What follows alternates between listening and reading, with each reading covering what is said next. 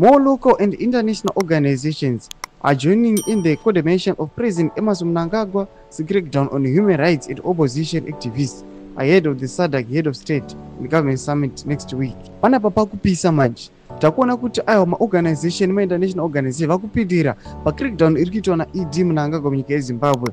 Salamira mashuka mudanyogo pana vloti subscribe, like, or turn on the bell. Kutipa mugwa mchinzi, the Human Rights Organization also called on Zimbabwean authorities to end the crackdown against opposition and civil society members.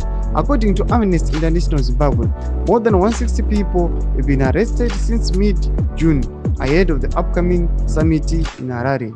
Authorities must also promptly and effectively investigate allegations of torture or other ill treatment of detainees and hold suspected perpetrators accountable in fair proceedings, the group said. Panapa tikona kuti aiwa ma-international observers vari kuona zvinhu zvinoitika munyika yeZimbabwe kuti aiwa ma-organization emunyika yeZimbabwe ema-human rights ngaapindiri.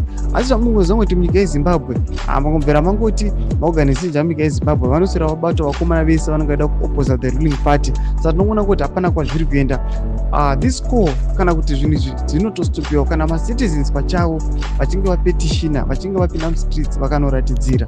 Tiri kuona kuti ayo mamwe ma-organization zvavari kutaura hazvisi kubatsira, noda kwokuti vanenge vasiri paground. ZANU-PF haimbotyi zvinhu zvakadaro. Chipotidzai mafungiro enyu kuti what can be done to stop this. Pinda comment section medu, subscribe or like, turn on the